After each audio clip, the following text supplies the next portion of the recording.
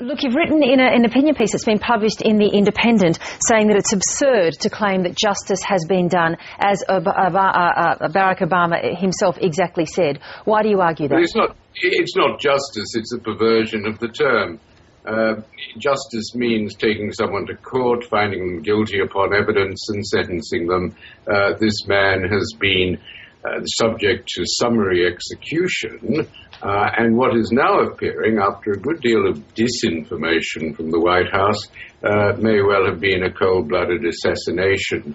You've got to distinguish, I think, the operation itself was quite legal. I'm convinced of that.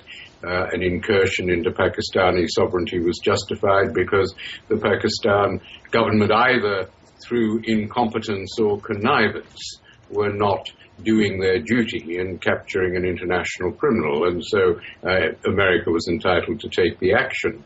It all depends on President Obama's order. Was it an order to kill, or was it an order to capture and only kill in self-defense? Because the law is very clear.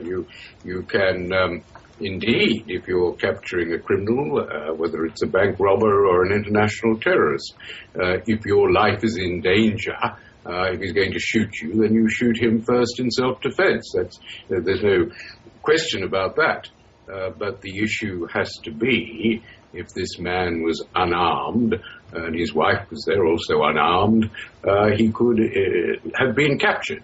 And the method of disposing his body at night without an autopsy is also questionable. They've got a photograph, apparently, is all they took, but they're not releasing that for fear that it'll become iconic, rather like the picture of Che Guevara on the slab.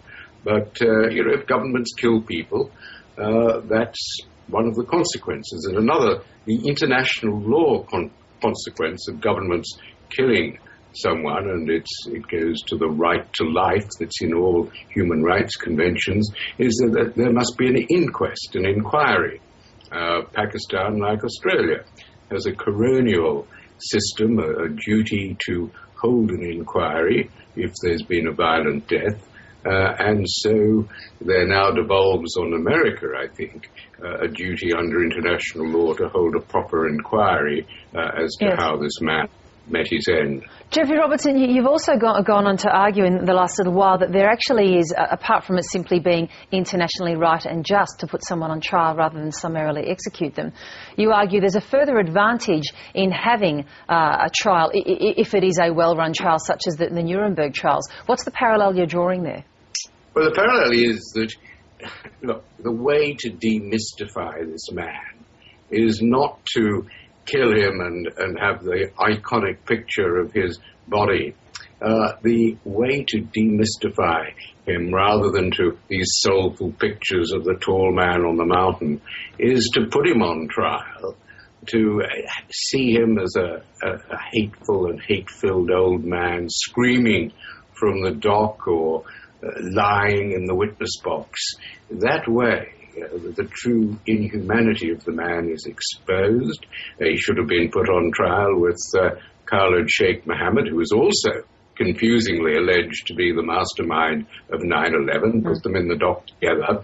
That way the truth comes out. I mean, Nuremberg, the British were afraid. They thought that Goering would use the dock as a soapbox. It was only the Americans who insisted that Nuremberg go forward to produce a record. There are still millions of people who think that Mossad flew the planes into the tower. The way to demystify the Nuremberg confounded all the Holocaust deniers by the judgment. It would have been better, I think, in all the circumstances, if it were possible to capture him, to take him alive, and put him on trial. The word possible, the word possible is crucial there, I think, also, Geoffrey Robertson, because how possible is it to actually have a reasonable, fair and meaningful trial and not some show trial or a circus? Well, I mean, I think Saddam Hussein was a circus, and Milosevic, on the other hand, Charles Taylor in my old court, in the UN court, in Karadzic will get a fair trial. I think that it may take a long time, but it will be fair. And of course, the irony of this is that this is what Osama bin Laden craved. He wanted, the last thing he wanted was to be put on trial, to be convicted and to end his life in a prison farm in upstate New York.